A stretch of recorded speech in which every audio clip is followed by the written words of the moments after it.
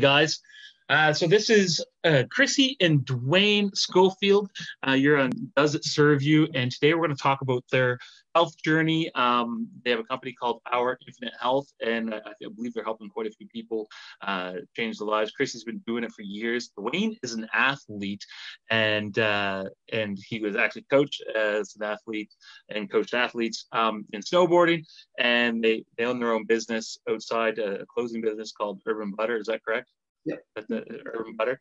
And Krissy is a dietitian, nutritionist, health nut, personal trainer. She's done it all, and some of the stuff that we're going to talk about today will blow your mind. Some people don't agree with it. It's highly controversial, and I think that's probably one of my favorite things about it. So I'm glad to have you guys here. So you guys are getting your yard work done and just enjoying life at the moment. But let's go back a little over a year ago, and Dwayne kind of start there. And I'm just going to give everyone a heads up. Like, I've known Dwayne for a really long time, and I've seen him go from like absolutely shredded to putting on a little bit. Compared to me, he's always really small. But and you saw some of the pictures I posted yesterday. And then he goes to shredded. Like he knows how to command control over his body through commitment, and I think. Yeah, I embarrassingly so over the years I've done a bit of the yo-yo thing where I've gotten really ripped, then just let it all go and put on quite a bit of weight. I mean, I'm really good at avoiding the cameras, so it's really hard to actually find a photo at my worst. The one I'm using as my before picture right now, I mean, I'm definitely up there, but it's nowhere near my highest. And that was a picture that we got off someone else's camera that, snuck that photo as I was running with the kids on the dock. But so unfortunately, and all the people that I work with, I tell them right away, like, take photos. I know you don't want to, but you're going to want them later. And that's something that I always avoided. I didn't want to take those photos before, but you really do want to have them after, because it's a nice to be able to look back that way and show that to people. But yeah, so I let myself go quite a few times, and then I'd get myself in shape. And the big difference between all those times and this time, I mean, there's ways. I mean, I can tell people multiple ways to lose weight really quickly and get shredded, but they were none of the ways I did it in the past were sustainable. They were ways that I did it in a means of eating a diet that I did not like, and working out a ridiculous amount, and just doing crazy things. But yeah, I'd get the results, but it wasn't a lifestyle, and that's why I would always end up gaining the weight back. So I'd kind of given up on all that. I was just like, you know what, I don't care. I don't need to be in shape anymore. Like, that's fine. And we moved out to the country 5 years ago. Our lifestyle's changed a lot. And yeah, like a lot of summers of just too many drinks, too much socialization on the boat, and putting on weight. And it all though came to a head last January of 2019. I was snowmobiling with some guys up at Cape Breton in the Highlands, and I got stuck in the woods, and I was by myself, and I had a panic attack because I didn't know how I was going to get out.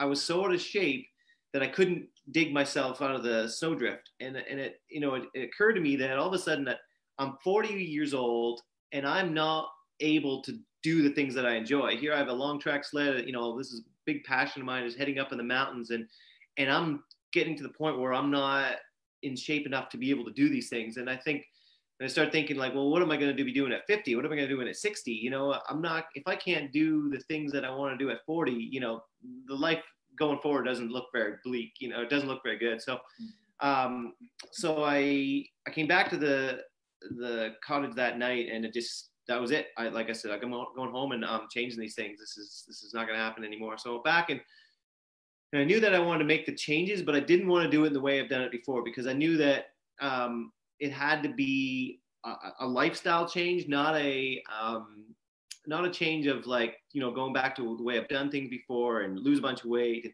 It had to be a full lifestyle change. And I wanted to do it from the standpoint of my health, and not just, in the past, losing weight and getting ripped would be for, going down south, a certain event or certain, I would just get in shape for that. But this was, I didn't care about actually getting in shape.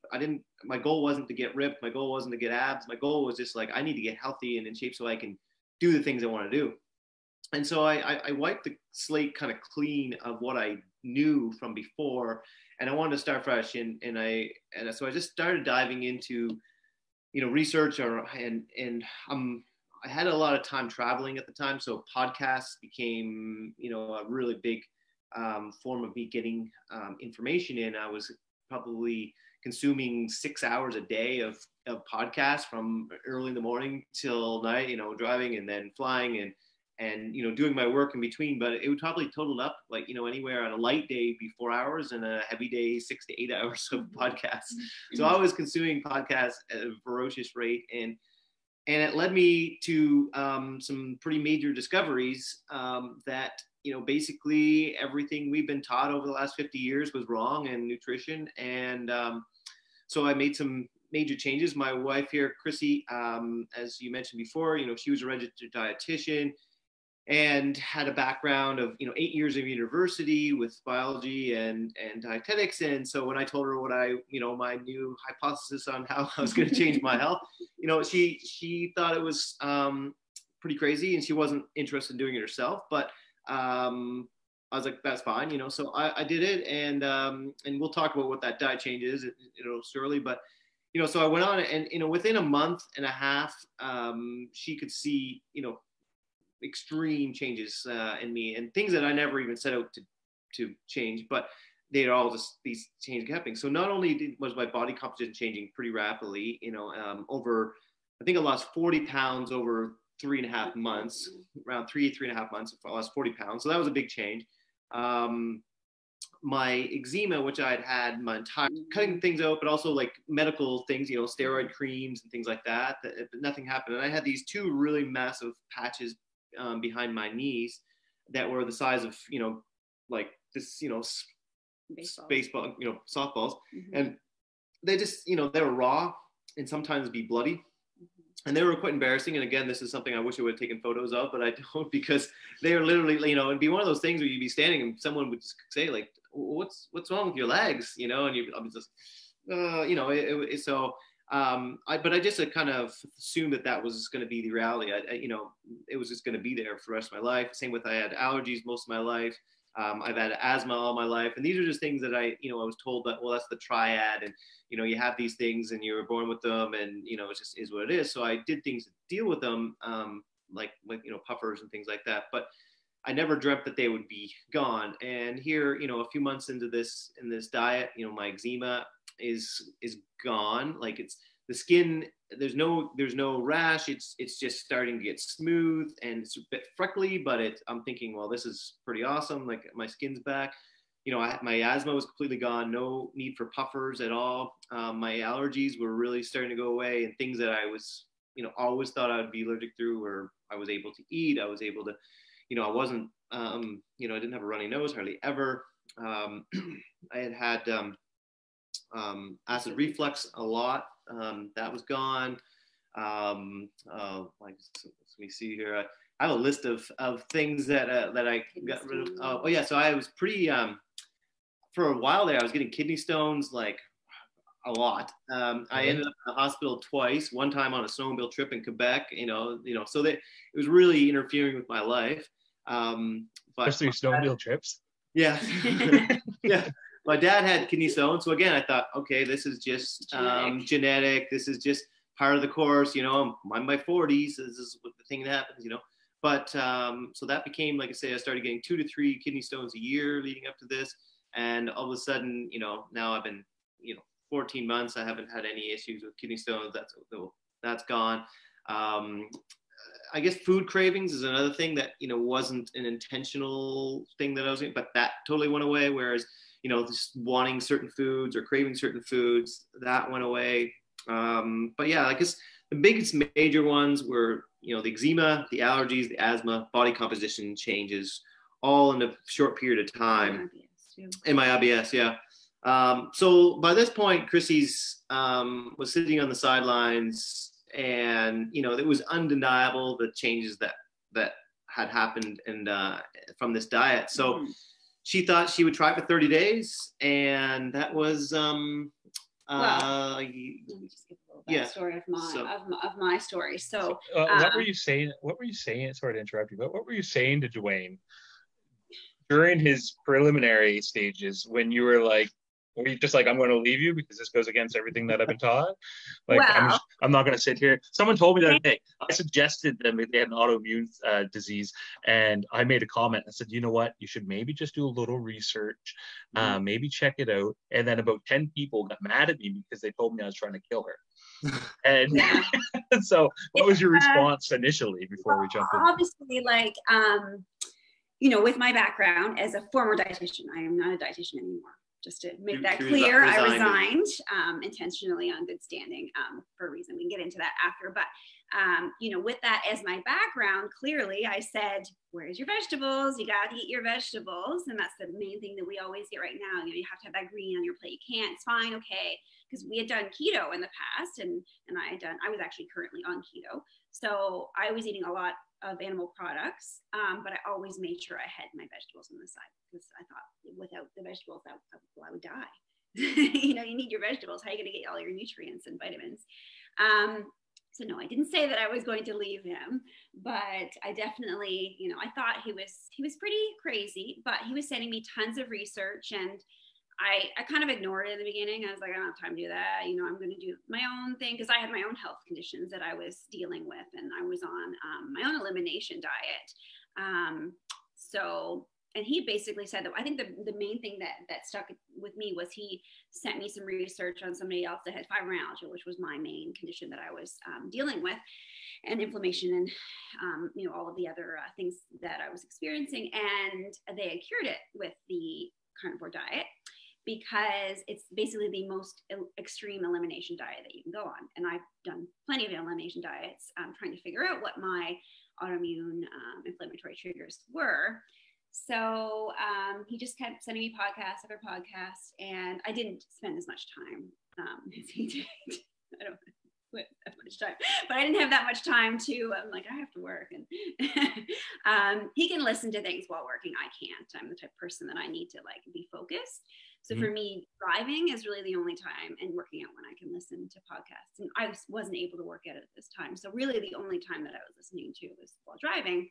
So when I was on a road trip for work, and he sent me a podcast. And I think the one it was actually with Lear Keith, who is a former vegan, and I'm a former vegan. And she had sent basically like her reasons for basically her background as a vegan, her health decline, which was very similar to mine, and her reasons for not being a vegan anymore, and for being, I think she's not a carnivore, she's definitely mostly carnivore, meat based. Yeah. So anyway, I said, you know what, I can't, until I've tried it myself, I can't say anything about it, because I've done lots of things before where, you know, I thought veganism was the healthiest thing that you can do. And that's what, you know, led me to where I am today. So I couldn't really say anything until I tried it. So I was committed to myself for 30 days. And that was a year ago. So. And that would have been about the time Dwayne started sending stuff in my message. Because he was like, he could see me killing myself, and he's like, you gotta listen to this. And it took a little while. But. I mean, for me, it was 14 months, and I didn't say a lot about it in public for the first little while. You know, I wanted to see how it would go, and you know, even for myself, like I didn't go looking for it, but in the research that I was doing and the people that I was attached myself to as being, you know, leaders in the space, where I definitely early on with the research, it led me to that, you know, living the low carb life is definitely a much healthier life than living a high, you know, so after I come in understanding that, and a lot of the people that I was following in that space, and, you know, Dr. Barry, Sean Baker, who you're gonna have on a little later, Paul Salino, these guys, I mean, they were all started, you know, more in the keto world, which I was dabbling in at that point, but they were all starting to transition over to, you know, this more and more animal-based and less, you know, plant. And once, you know, I started going down the road with these and, you know, finding out about, you know, plant anti-nutrients, and, you know, it was just, to me, it became undeniable that, this is something I wanted to try. But like I say, even for me, when it first came up in some of the podcasts, I was still like, well, that's kind of crazy. That's, extreme. I didn't even see it as something that a way someone actually could live, let alone, like I didn't see it as a short-term thing, let alone as a long-term thing. But it's definitely for us. I mean, people message me here and there, so how's the diet going? I'm like, it's not really a diet for us, but, this is a way of life, a way of eating, we call it, as opposed to, a diet, just because, we've experimented with adding a few things back in here and there. And honestly, it's, we don't feel as well. So, it always comes back to, this is, I thoroughly enjoy the way I eat. I mean, I can give you an example of a lunch for me is, today it was 4 eggs and 5 ounces of regular hamburger all mixed together, and I love it. And that was my first meal, and my next meal will be at supper time, which I will eat usually about 16 to 18 ounces of prime rib. Or I'll have, sometimes like maybe once a week, I'll have chicken wings instead. I'll have like 15, 16 chicken wings instead. Or I'll have, it's pretty much steak, pretty much, we always go back to steak. Pretty much steak every night. So like, and sometimes it's steak for lunch too, but most of the time it's, and I have liver almost every day. And when I have liver, I have like 5-6 ounces of liver pretty much every day. And I go get that at fresh at Olton's. I'm going to get some today at 4, and I will sometimes eat it raw when I first get it, and then we'll cook it up and I'll eat it. But even when it's cooked, it's like barely cooked.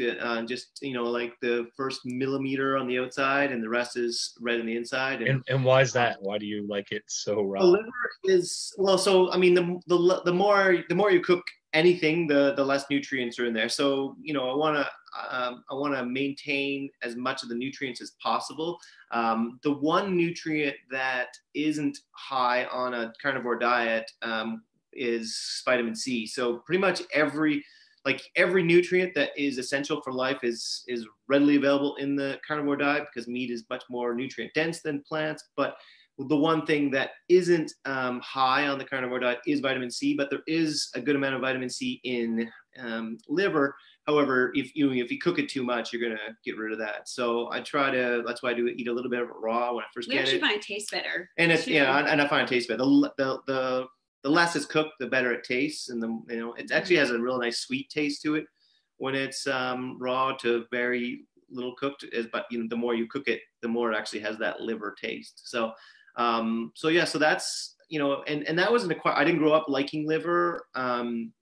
When we first, especially when you listen to stuff from like Paul Saladino, who's, very much a doctor that's very much more the nose to tail carnivore, you need to eat all the organs. And so we were listening to that, I was like, okay, well, let's try to incorporate it. But I mean, in the beginning, it was like, our goal was to try to eat 2 to 3 ounces a week, and because I just wasn't into it. But I mean, we both really have acquired the taste of it to the point now where, I mean, I can eat 10 or 12 ounces in one sitting and, and love it. But we need to ration. I'll buy a pound and I can just keep eating and eating. So we try no, we only need to eat 5 or 6 ounces a day. And then, but we'll eat it. We absolutely love it now. So people ask all the time, how do you eat the same thing all the time? Do you ever get sick of it? And honestly, it's been 14 months for me, a year for Krissy. And it's basically eating 99% red meat every single day. And I've yet to be even remotely sick of it. I look forward to each meal. I only eat 2 meals a day. There's the odd day I eat 1 meal a day. I did 1 meal a day for quite some time, but for me, it just works out that I like doing 2 meals a day. So I do 2 meals a day. We both do. And they're very, there's only a few foods that we really eat, and it's all from animals. And but our health has never been better, and we've been helping. So we've been helping a lot of. We helped ourselves, and we started helping our family. Helped my dad a lot with his cancer, and then then it's just our Instagram page.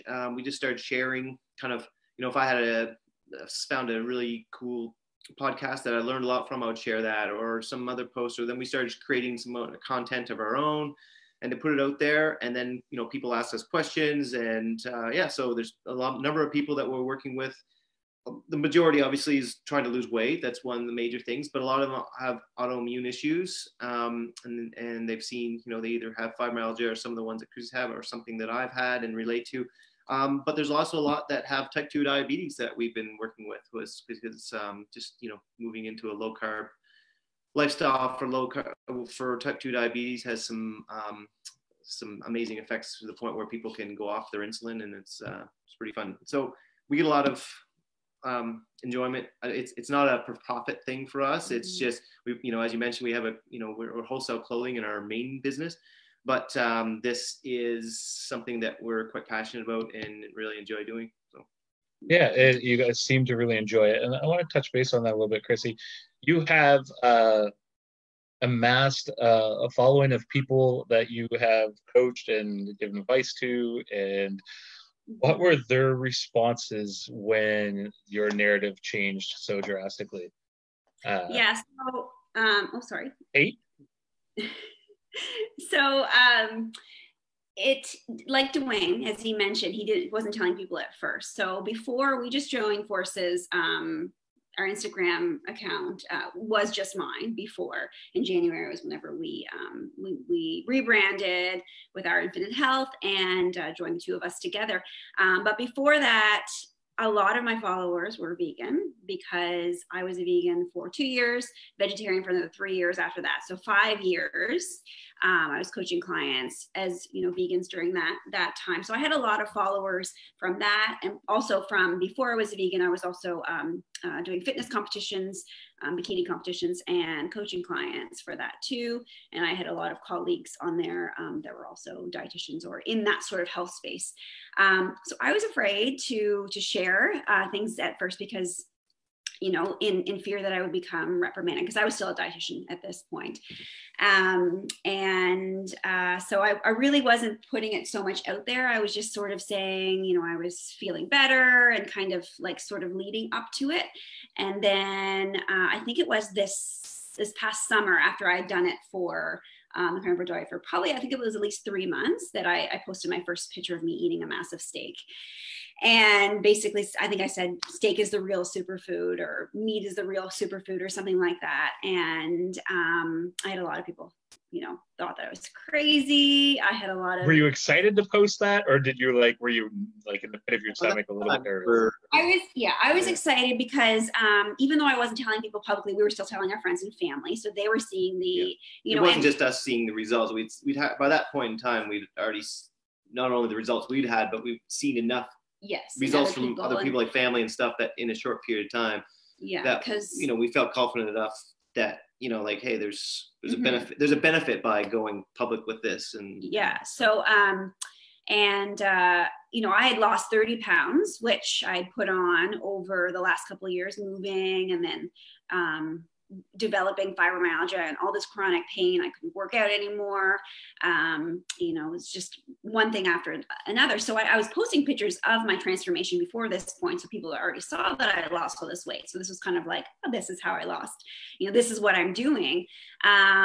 So I did have quite, you know, some unfollowers, and but I actually did have quite a few people messaging me and like, interesting, like, why aren't you vegan anymore? And a lot more direct messages, which was kind of cool, because I got to explain to people. I did get some vegans, you know, messaging me, and some unfollows because of that, and friends that, but also a lot of people that were vegan and were also seeing their health decline. So that, you know, it's unfortunately a lot of them don't want to come out about that, you know, but once they saw that Krissy did, and they messaged like, hey, you know, that's funny, because I've experienced this and this and this and this and this, and you know, and then you know, so it just got people talking and kind of looking. And all we've ever really wanted to do from the beginning was get people to that, you know, that we don't want to just assume that these health problems are because you're getting older, because that, you know, genetics and stuff, because majority of the health problems that we are dealing with in the Western world are diet related, you know, they're lifestyle related. And we don't have to just kind of take them as it is, like, oh, I'm 40, because I was in that space, I was like, 40, and,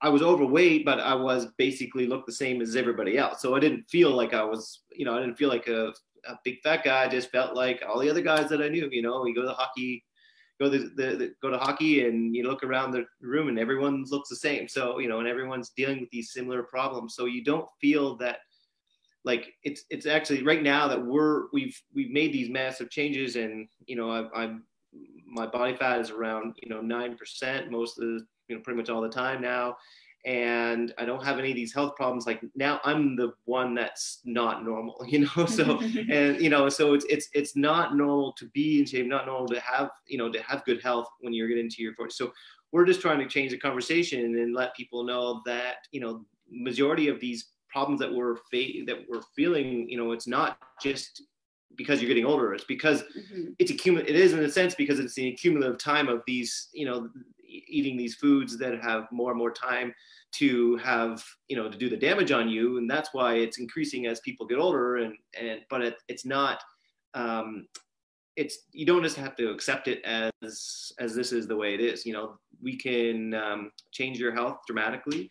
And this is from all the research that I've done and we've done. This has been moved the needle more than anything I've ever seen. And there's a number of doctors that are now also using this, and they're also saying, this is moving the needle more than we've ever seen anything before, So yeah, I mean, we can get into the sciences around it if you want. I don't know if I think the real major thing is people's initial reaction is like, oh, that's going to shorten your life. It's going to shorten your life.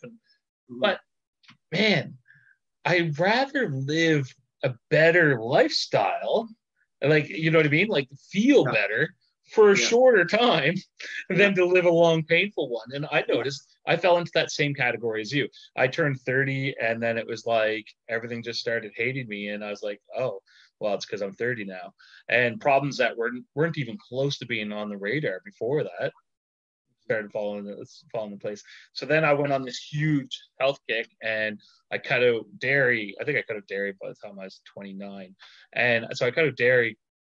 And then a few years later, it was like, I really should start to eat vegetables. Like, I haven't done that in 33 years. So I should try that. And I'd eat potatoes. That was about it. And so my blood pressure, my markers, everything, the doctor was always like, how are you so big and so healthy? It doesn't make sense. You literally live off of hot dogs. And at that point, I was like, well, I kind of would like to learn how to eat broccoli. So one morning I woke up and I went to the grocery store, and I spent 4 hours there trying to find food that I would eat that wasn't meat and that wasn't junk. And I was in there 4 hours, and I came home, ripped everything out of my house, and I threw out everything in the house that I would eat just to force me to eat stuff I didn't want to eat, that I just bought. And after, it took about 7 days because I had a serious food aversion. It took about 7 days to get onto it. And then all of a sudden, I started feeling better, as you do in the very early stages of going vegan. And I felt lighter and I felt good. And that, after 30 days, I was too scared to go back. But it was about 8 months later, I had friends who were like, man, like, you really like that. And they're telling me what they're going to try. And I was like, don't do it. Don't do it. Because I was like, all of a sudden, my blood pressure was higher. But it couldn't be because of that. It couldn't be because I was vegan. So I couldn't blame it on that. So, but I was like, you know what? I honestly think a balanced diet, and back to what Krissy was, talking about as a dietitian, that balanced diet. And I was like, whole foods, no sugar, plant-based with some meat. That was kind of where I was preaching to people as a vegan. I was like warning people to not do it. But I was too scared to switch back. So 3 years goes by, and I had a series of things happen that at first I was like, well, it's all the years of damage I've done, and it could possibly be bad, but it changed so rapidly that it had to be that one thing. So for you, Krissy, putting that out there, you are an ex-vegan. As an ex-vegan, when you wake up today, does that change your thoughts? Like, today's sunny, you're out doing yard work, Like, is there things that you're missing from that diet? I mean, I know you said you're enjoying, but is there things that you're missing at all? Like, no. And so like, I guess the difference between Dwayne and I is like, I actually enjoyed, not that he didn't enjoy vegetables, but I enjoyed salads. Like I enjoyed making vegan foods. I loved lentils. You're really good at lying to yourself. Chickpeas, and I love doing like all of the soaking and the overnight oats and the smoothies, and I actually really did enjoy it, and I did enjoy cooking foods and trying new things. So that maybe that could have been part of my hesitation in the beginning. I thought I would miss it, but it's maybe I should explain how I felt before. So I grew up, I was always healthy as a kid. I was never overweight, never had any health issues. The only thing that I did have was IBS. And so I struggled with that, my whole childhood trying to figure things out, but I thought it was dairy. So I wasn't having dairy. I cut out gluten sometimes. And then I studied through school. So it always followed the quote unquote balanced diet, the healthy diet. And I came across veganism because I thought that was the right thing to do. That was the next progression. All of, these documentaries were coming out explaining probably the same reason why you came across it, because it's vegetables and plants are the healthiest foods. So that was my next progression after that. And I was sold on that it is the healthiest thing that you could follow. But that's when my health started to decline. So here I was eating whole plant-based, or vegan diet, soaking, doing all of the smoothing, the blending, everything like that, not eating the junk food vegan. And my health started to decline. I was developing chronic fatigue, chronic pain, which was later diagnosed as fibromyalgia. I had extremely low vitamin D, extremely low iron. So I started supplementing at that point, seeing a naturopath, trying to figure things out. I developed something called interstitial cystitis, which is a inflammatory bladder condition. Basically it feels like I have a bladder infection, but I don't. Very painful. Brain fog. I started developing eczema for the first time in my life, which I had never had any issues with my skin before. And I was slowly putting on weight. So I put on 30 pounds over the process of it. I eventually turned into a vegetarian after 2 years vegan because I just felt so awful, and I felt maybe I needed to get my iron up. So tried to incorporate eggs, and then I did that for a year, and then fish for another year, and then dairy for another year after that. So it was just like one day I actually was craving, he was cooking hamburgers on the barbecue, which I'd never craved meat during that time at all. Cause like I said, was enjoying what I was doing. And during that time that I was vegetarian, I always said, well, I'm going to go back to being a vegan someday once I feel better, because that's the healthiest thing that you can do. So I still believed it. But so he was cooking burgers. And for the first time in that 5 years, I was like, I need to eat one of those. That looks amazing. And so I was craving it, which I never had before. And so I ate it, and I felt so good after that. I was worried that my stomach would be upset, which some people think after they eat beef back, but I wasn't. And my energy was through the roof. So that's when I started to add meat back into my diet. And I did feel better. So I went back to the healthy, balanced diet, following the Canada's food guide. And I, again, not eating gluten though, and not eating dairy and all that other common inflammatory stuff. And my fibromyalgia was getting a little bit better. Some of my symptoms, like I didn't have low iron and vitamin D anymore, but I felt like my symptoms were getting worse and worse. So when Dwayne was sending me the podcast, and when I found out the information, was doing the research and finding out what plant anti-nutrients are, that was the big aha moment for me, because how could plants not be healthy? And then finding out about these plant anti-nutrients and all of the other additives that are in food, that's sort of, when I was like, okay, so I guess I don't need to eat plants, because I can get all of my nutrients through meat. And not only have I been, but my symptoms are all gone. Like I could not get out of bed in the morning. Yep. The workout that we did today, like Krissy never would have been able to do that workout with me a year ago, or even. I couldn't. No, I didn't want to get out of bed. I did not want to work out. And I was a personal trainer, fitness model. Like that's what I did. And I could not lift a weight. I did not want to. I could do some really gentle stretching, like on the floor. But yeah, it's crazy. It's night and day. Like I felt like I couldn't have an intelligent conversation with anyone. I was just so spacey. I was done by 2:00. I wanted to go to bed. I could sleep, all day and not get the rest that I needed to. And it's just chronic pain all over. And it was awful. So it's night and day. So there's no doubt in my mind that that's awesome. Fibromyalgia is one of those things that is just flares up in so many different ways, and with some people deal with it. And I've actually met some people, and I'm like, you actually should probably go check, because all of these things that are happening to you seem like you're hitting like most of the symptoms. And well, fibromyalgia is one of those things that there supposedly isn't any cure, but it's very like a very mysterious thing. But many people that have fibromyalgia, I know many of them, and what they're eating that's what's causing it. There's inflammatory oils and things like that, and there's so many things when you look into the science behind it, like the plant anti-nutrients and all the other oxalates, lectins. Many people that have fibromyalgia have one of these things, these sensitivities or intolerances, I guess you should say, or maybe they have oxalate toxicity or something like that. There's a reason, and you can do something about it. So, which is pretty exciting. Which is awesome, right? Like, and that takes it back to like, well, if I could make my life better, then at least 30 days just to do the elimination diet, just so you can figure out and maybe work your way back. It just doesn't seem like too many people are working their way back. Dwayne, let's talk about you. You don't ever half-ass anything. So when you go all in on something, you go all in on it. So let's go through your day, because right now I want to kind of put a different narrative of how people are choosing to move forward, and I feel like your day is pretty solid. And you could write down to what you're doing, your workouts, and how you go to bed at night, your routine for good sleep. Let's get into that a bit.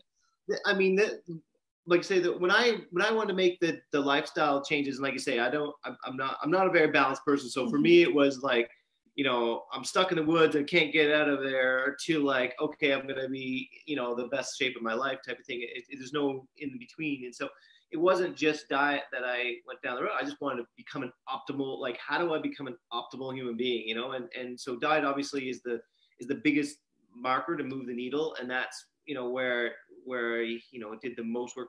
And honestly, I didn't have the energy to even work out in the beginning. So diet had to be the first one that I changed. And then it was only a result of, after a few weeks on the diet, that my energy level came up enough and that I wanted to work out. So the working out came, and and I wanted to do this and show people that it was easily done. I didn't want to, because before, when we talked about earlier, the times before when I'd gotten in shape, I'd lived downtown. I was really close to the gym, and I would go there in the morning, and then I'd go there again in the afternoon, and it was just totally not reasonable, totally not sustainable to go to the gym, 2 hours a day. So there was no way I was doing that. I wanted to do it with a minimum amount of time, because I have a lot of friends, and that I wanted them to be able to see these results, but they have kids, they have business, I knew the first thing they were going to say is like, oh yeah, that's great for you, but I don't have the time for that. So I made a commitment that I was going to do all the workouts, I was not going to work out for any more than 25 minutes a day.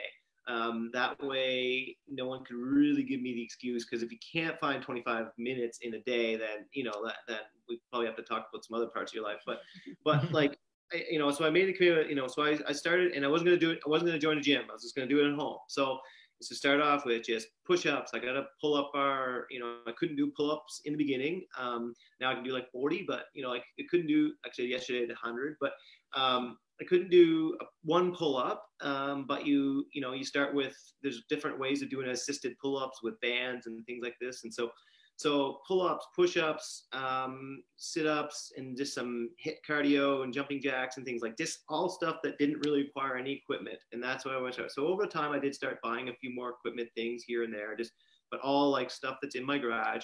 And sprinting, and like, nothing will shred fat off you and tone your body better than sprinting. And it's, you can do a sprinting workout in 15 minutes. And I mean, it's a little hard in the wintertime. So we just kind of started our sprinting again. And this morning, so just out in the driveway, 10 seconds all out. And then it's a slow kind of walk back around the driveway. And then 10 seconds. And we did that 10 times. It takes about 15 minutes to do it up. And you'll be like completely sore the next day all over. You know, it's an amazing workout. It shreds fat. And again, so it doesn't require a lot of equipment. And yeah, so that's my workout side. You know, we study a lot on the value of vitamin D. Vitamin D is actually not a vitamin; it's a hormone, and it's essential for so much goes on your body. So, getting as much outdoor exposure as we can.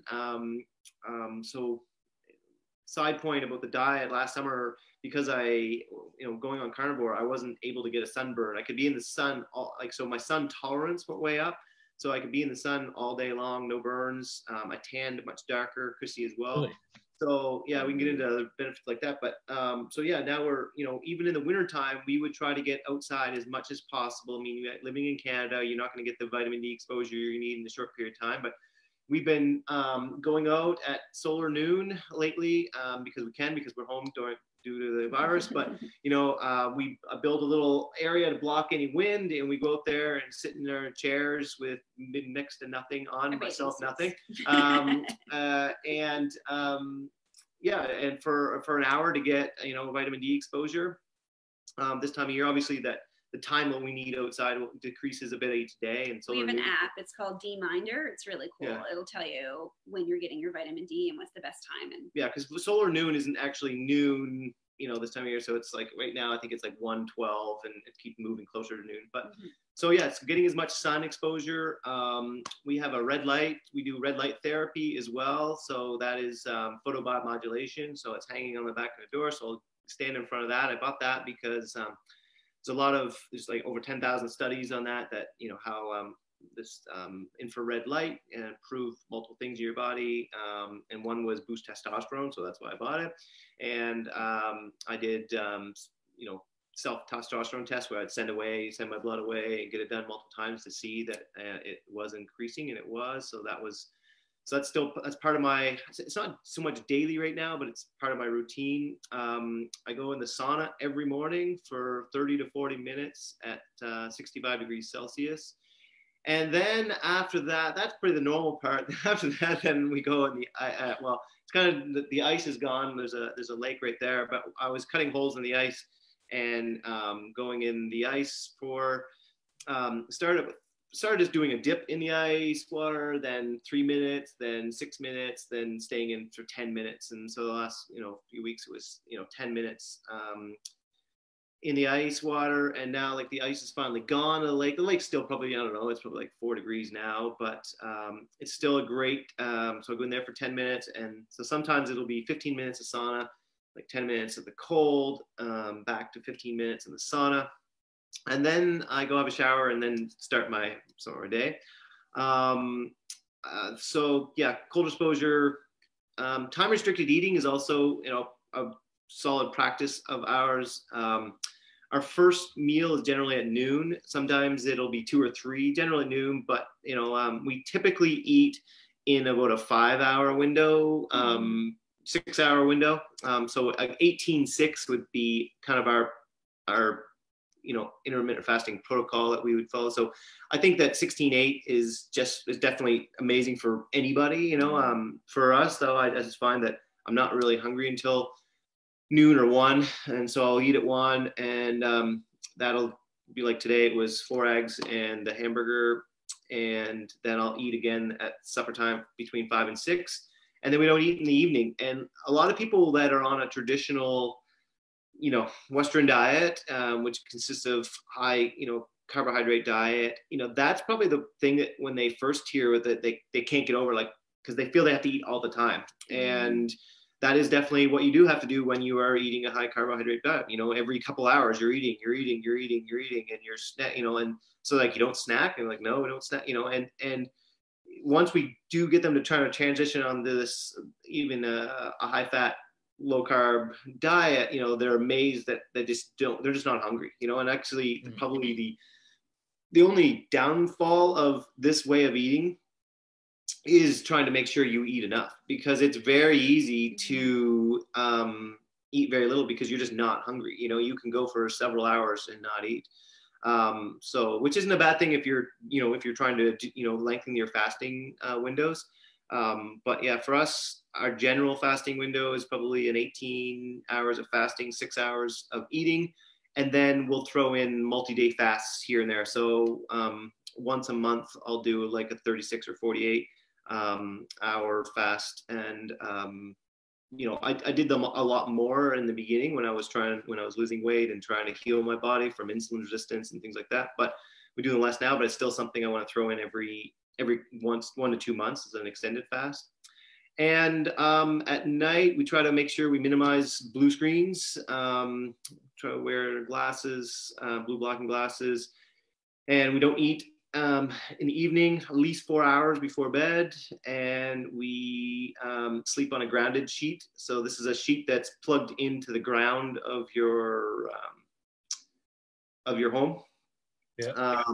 And if anyone, you know, there's a lot of cool information out on grounding. We just I love biohacking, and I love all the different things out there, and I've never heard of someone plugging in their sheet. So okay, so grounding, if you look up like earthing or grounding, it's just, I mean, traditionally we would have spent well, you know, all of our time walking outside, a lot of time bare feet, and leather. You can actually still ground through leather-soled shoes, which we would have worn for, you know, a long time, up until about, I can't remember when it was when rubber soles started becoming a thing, but it's essentially about 50, 60 years ago when we kind of transitioned to more rubber soles, and you cannot get grounding through rubber. So we spend most of our times indoors. If we do go outdoors, we have shoes on. So we're not getting any kind of grounding with the earth. So we will be now, you know, as it gets warmer, we'll be spending as much time outside in bare feet as possible. But there's some great documentaries on grounding and earthing. Mm-hmm. You ever see the sun gazing? No, I don't think so. All right, so sun gazing, you're actually pretty much doing everything besides staring at the sun for a few seconds. Well, I do. That's one of the things. The first thing in the morning, I try to get sunlight into my eyes, because that's for your circadian rhythm, though.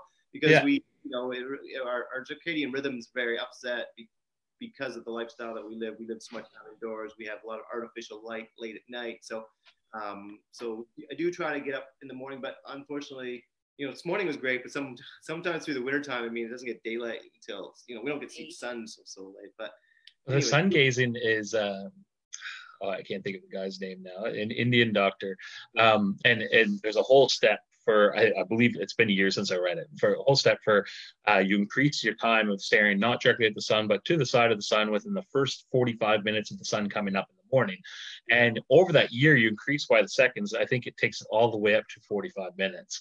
But after you fully go through the sun gazing process, so this is all theory. I have no idea if it's true, but it's kind of interesting. Because you're touching on pieces of it that are serious benefits, and that this is like principles behind sun gazing.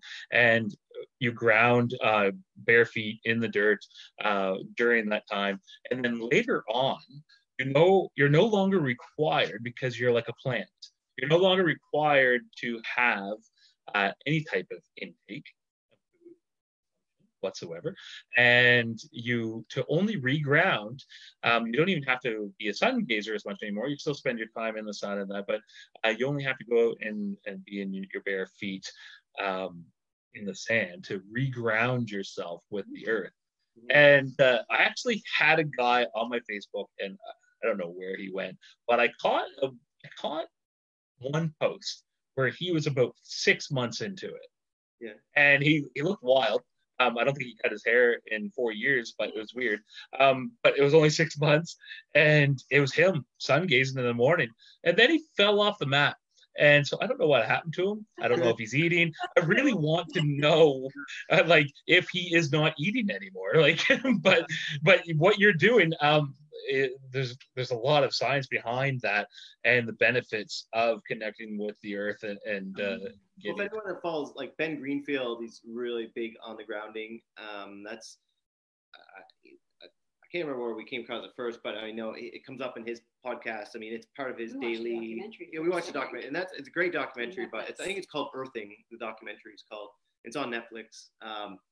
But yeah, so the grounding sheet just allows you to. There's all different things. There's grounding mats. There's grounding different things to enable you to be still grounded when you're living indoors in the wintertime. And so yeah, the grounding sheet for us, it was just the easiest way to. It covers the whole bed.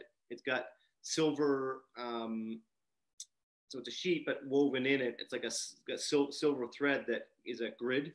And then when you plug that into the ground of your house, it's basically, so you're sleeping grounded. So we wear the Aura rings as well, which if anyone's ever seen the Aura ring, it basically tracks all your sleep. And so it gives you your HRV, gives you your how many minutes of deep sleep, minutes of REM, minutes of light, your resting heart rate, your temperature, like all this data you need from basically a sleep study, you can get that yourself in a ring. And so the great thing about that is that you can then make different changes in your life and see the real data behind it and how it affects you. So, that's why we've come to the realization that, I try to stop eating at least 4 hours preferably, because if I eat closer to bed, then I get an increased heart rate. I'll get less deep sleep, and so it affects me. Alcohol, dramatic effect. Not saying that we never drink alcohol, but it's definitely reduced from what we used to. And I'll definitely drink socially, but I know going into it that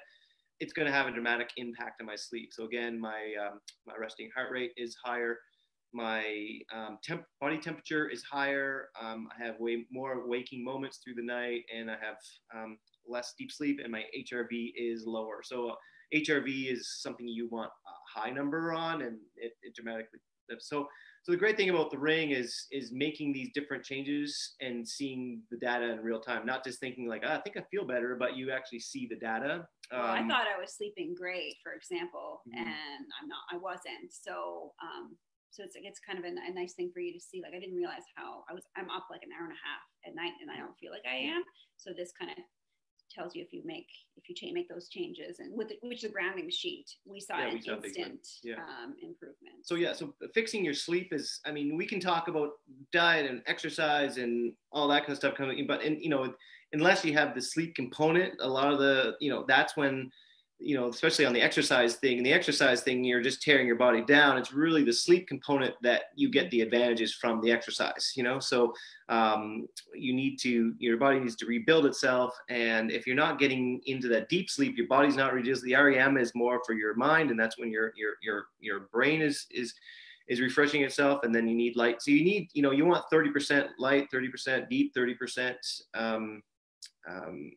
REM, and you want to have that in a nice balance, but for different reasons that gets all thrown off. So if someone really, really wants to work on their sleep and improve their sleep, I definitely recommend the Oura Ring. They're not super expensive, but at least then you kind of get a baseline where you're at, and then you can start making changes and see which things benefit you more than others. I was looking at buying an Oura Ring. My friend Brian Gregory uses one, and he lives by it. And then I got onto the Whoop strap, which kind of covers the 5 metrics that they did. Because it's replacing your wedding ring. It replaced my wedding ring. So he lost it. I lost my ring. I needed a ring, and so the battery lasts all week. I charge it once a week. It looks most people don't know. It's just, and they see that the data seems to think that your finger is the best place to get, because HRV is the number that I'm trying to really work on and getting my HRV higher, and that the finger or a chest strap, but sleeping, this gives you great data in the sense that this isn't attributing to my, waking or anything, Yeah, so, it's not getting caught on your sheets or anything. It's not, you're just. Yeah, so it's not like could be impacting my sleep in a negative way. This doesn't, feel it on my finger. So that's why we went with the ring. But yeah, I've read some good things about the Whoop as well. And then mouth taping is another thing that was the one I really wanted to talk about. It's funny because we can talk about all things, and that's the one that most people think is crazy. And again, I do have a strap because I use a CPAP machine. I do have a strap because I want to force to breathe through my nose. But is that the same? That's the reason. Yeah. So the reason is so because I had asthma all my life and allergies really bad all my life. Like I've been a mouth breather all my life, and I didn't even know that that was not normal. I guess, it never occurred to me until this last year, like now I, we have a nose for a reason, but I never used mine other than if someone said, here, smell this, I would be like, oh, okay. But that would be the only time I'd use my nose. Everything was mouth. And I still have to consciously use my nose during the day if I'm working out. But if you ask someone to say, take a big breath, and if you were to take a big breath with your mouth, you'll notice your chest goes, your chest goes up, and that automatically puts you, we know the fight or flight thing that obviously puts you in the fight stage of which is not, obviously cortisol raises, and it's more of a stress response. Stress response. But if you would ask the same person to take a big deep breath, but do it through your nose, your body and everything is different. So you breathe from your stomach and your diaphragm, and that puts you in your in the sympathetic nervous system. So by forcing yourself to, and for some people this isn't even a thing, they just breathe in their nose, fortunate people, and those that do, they have a different jaw structure, they have different teeth structure. It's very like we don't have kids, but if we did, it would be something that we would definitely address as they are children, because if you can get them to breathe in their nose from childhood, they'll be much better for them later in life. But so we just, it's just a simple piece of tape that goes across your lips. We just use the like 3M medical bandage tape type of thing, and that just, it's if you were in a panic situation or something, like your mouth probably could open. It does, because there's some nights when I wake up and my tape is off, so I know that maybe my nose is a little stuffy or something. But I remember one of the first things I messaged you back in middle to late February was, hey, so I can breathe out of both nostrils now. I've never done that before. And it was because of the switch of the diet. The inflammation went down so much. I didn't know I could. I thought I had to have surgery. Just assumed I would have to have surgery to be able to breathe out of both nostrils. And so my sleep increased after the initial adjustment phase. My sleep increased because I was breathing better, and my oxygen levels increased, everything. And I felt better instantly. And it was a tiny little thing. It's like, okay, I can breathe through my nose now, fully. And so, but I think that was one of the first things I messaged you was like, yeah, you know what? This is awesome. I can breathe. So this is already a benefit.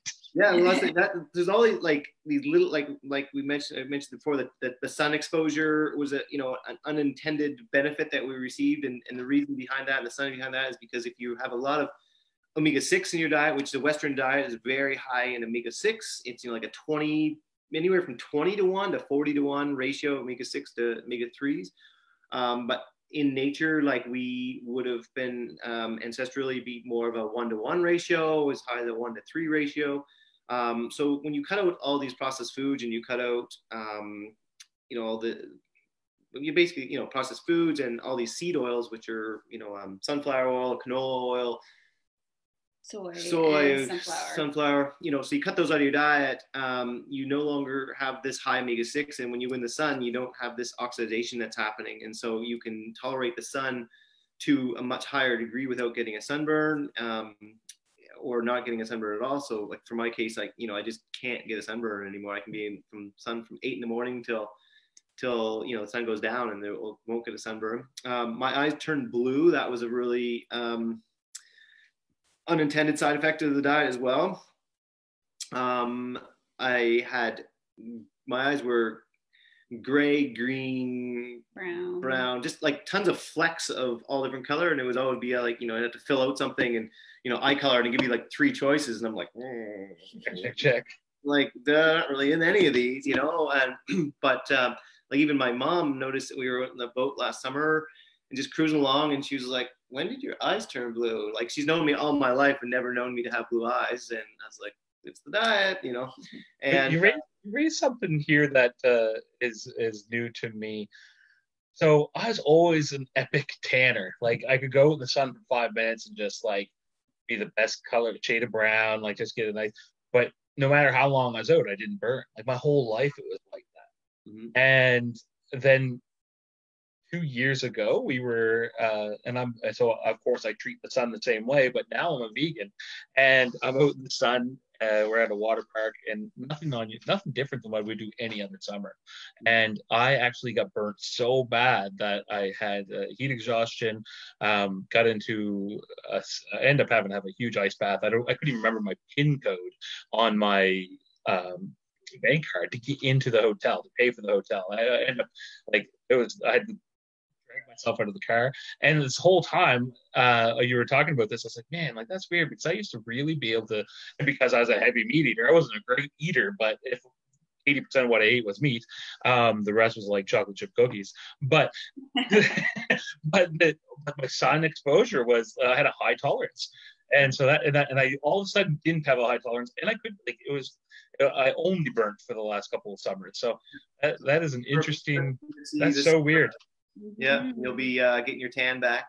So yeah, so that's another one. And and so the breathing of the nose, we were just talking about that, so I'm still, because even though I can do it easily now, like I just because I was never trained to do so, and I've spent 40 years of my life breathing out of my mouth.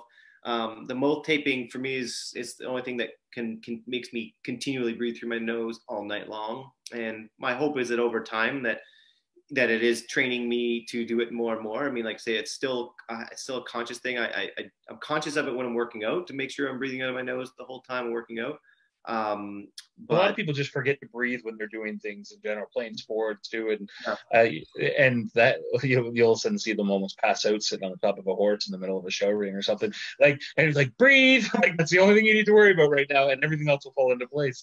So hopefully it does become something. But do you notice now, when you're consciously telling yourself to breathe, do you notice yourself not breathing during your workout sometimes, like you're doing them so hard? Because I was I guess because I'd been working out a lot over, like different parts of my life. So that kind of trained my, like the breathing part was really important. It was always, exhaling on the extension and so that kind of, but it was never out of my nose, So that is now a conscious thing for me. I'll give it to, and I'll just spend a moment sometimes, like, well, my watch actually just will give me a little notification sometimes, like, just breathe in it, just stop everything you're doing and just make some really big deep breaths in with the nose, slow and out with the nose. And I haven't gotten really into it yet, but I did start following a few of like breathing exercises from the Iceman there, Wim Hof. So it's something that it's on my radar to get a little, because also it's something Ben Greenfield talks about a lot on his podcast and stuff. And we said that can help with HRV. Yeah, so that's HRV training, and I'm trying to increase my HRV. So the breathing work, breath work, and they do a lot of the breath work in the saunas and breath work. So I did do breath work around on my ice, so like the initial thing when you go in cold water is you're just like, but instead of just breathing slowly and just get in the water. And it's amazing how, like, all of a sudden, like, you don't feel the pain, you don't feel the cold, you're just like focusing on your breathing through your nose really slowly, and that, that's the only way I can stay in there for like 10 minutes. That's what I always tell people, take a cold shower in the morning. The first thing you do when you wake up, and they're like, how do you do it? I'm like, well, the first 30 seconds is a real mind fuck. And what happens after that, if you can get yourself, then it just becomes normal. People ask me, like, how do you do that? I said, honestly, it's way more of a mind challenge going than it is a physical challenge going in the water. Like, convincing your mind to, like, that I'm going to go out there and go in the ice. It's like, once I've done it, I'm always like, that was great. But it never gets like to the point where, like, oh, I can't wait to go in, it's your mind making you do it. But the thing is, like, if you can get in this state with the breathing, and it's actually not that, the difference between 3 minutes and 10 minutes isn't really any different. Like, I don't find the pain of the cold water changes at all. It's the same from the minute you go in until you get out. But it's just trying to get yourself in a different place and breathing through it. And, but the benefits are excellent if you can bring yourself to do it. And one of those benefits is, and like you're mentioning with the cold shower, one of the benefits is the mental toughness. Like, making yourself do something that you're uncomfortable with is good for you, So getting out of your comfort zone and making yourself do something that you're not comfortable with. So most people don't have a lake in their backyard, but a cold shower every morning is a great way to start your day. Well, that's what we do most of the winter when the ice too thick. Too thick to get in. You're out there with a chainsaw next winter. Next winter we are. We almost did. Yeah. So, you know what? I appreciate your guys' time. I'm glad you guys came out. I'm probably going to have you come back on because I'm sure once a bunch of people actually fed this into a carnivore group of 50,000 people. So there'll be some eyes there. And then there will also be eyes on this of people that will be completely against it. So I'm interested to see what comes up in that and might get us into another conversation.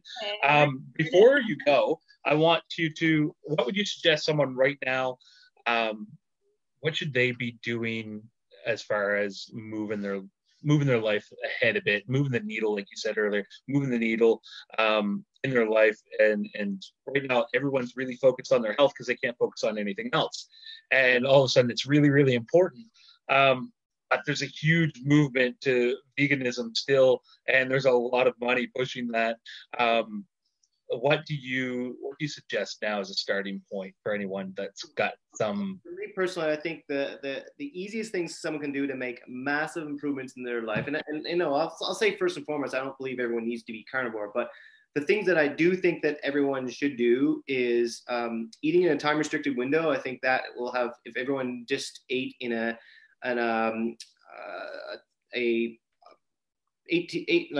16-8 would make massive improvements in their health, lowering their insulin and their blood sugar, removing seed oils from the diet. So those are all the high processed seed oils, removing those, and limiting the amount of sugar that you intake to next to none if possible. So if people could eliminate sugar and seed oils and eat in a time restricted window, that those three things would dramatically improve people's health. Mm-hmm. Yeah, awesome. In that, processed foods, because all processed foods have seed oils and sugar in one or the other in there. So, just eating whole foods, fresh meats, and, prioritizing meat too. Like, don't be afraid of meat, because the studies are out there now, that meat is important. It contains bioavailable nutrients. The studies are coming out there too, that it's not bad for the environment, and so don't be afraid of it. Don't be afraid of cholesterol. We need cholesterol, and so yeah. That's all. Yeah, it's the Asian colonies have some of the longest living people in the world, and they have actually a lot of them have high cholesterol. So every study that's actually ever been done associates with longer life. So yes, these processed seed oils, the reason why they're pushed, other than the fact that they're extremely profitable, they have been shown to lower your cholesterol, your LDL cholesterol, but they also give you a shorter life. So it's like, you can have lower cholesterol and live a shorter life because they cause mortality, or you can have higher cholesterol and have a longer life. So there's actually a great podcast right now if someone's really in the mood to get more information right now. It was just posted today or yesterday. It's The Fat Emperor is the podcast. Ivor Cummings is the guy that puts that one on, and the doctor is an Australian doctor that he's interviewing. Sean, it's another Sean, not Sean Baker, but another Sean. Anyway, it's I posted it on our story today and on our Facebook page, the link to that, and I can send you the link and you can maybe put in the notes. But it's an excellent podcast that I listened to this morning, and it's definitely information people need right now, and it's talking about how to improve your immunity, and so that you are less susceptible to even if you were to contract the coronavirus, that the implications from it would be far less. You'd be in that 85% category that virtually has no symptoms at all, as opposed to the other category that have big time health implications. So yeah, and that opens up a whole other conversation. So before you go, people watching this might have some more questions, or they really want to challenge you, probably. But people that are trying to start their journey, and this is what we're talking to, don't waste their time, guys. If you are trying to start a journey and trying to get some insight and open to hearing some new trains of thought, or not new trains of thought, but different trains of thought,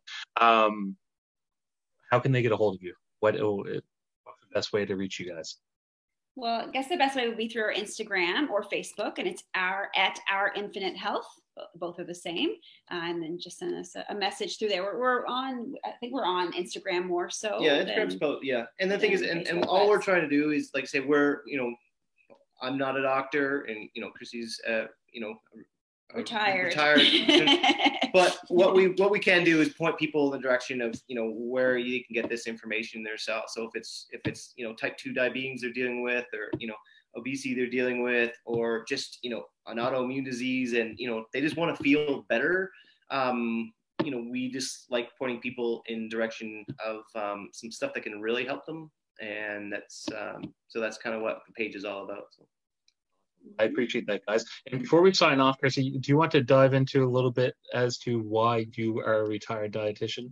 I read a little bit about it, and I think everyone else would like to hear. Yeah, well, it's something that I was thinking about for a few years, because I wasn't really using it, because I couldn't recommend the food guide to people because I had done it. And here I was in this position. Like I said, I followed that balanced diet. You'll actually get type 2 diabetes if you follow the Canadian's food guide. So and they love that because you don't die, but you're buying medication. Yeah. The stuff that they feed in hospitals, like, I understand it's it's in order to make big amounts of batches of food. But my dad was just in the hospital last year, and the foods that they were feeding him, like, no one should eat on a daily basis. And even when I was in school, I had questioned some of the things I was learning. It was kind of like, it was like, oh, well, you can't recommend that because it's a little too hard to follow. And it's sort of like, well, why are we telling people the wrong things then? Why are we telling them? It's like saying, don't tell someone to quit smoking because it's too hard. Yes. It's like, don't tell someone to eat healthy because it's just too hard. So, And then, so I wasn't using it anyway. We work in the fashion industry, so I wasn't using it at all.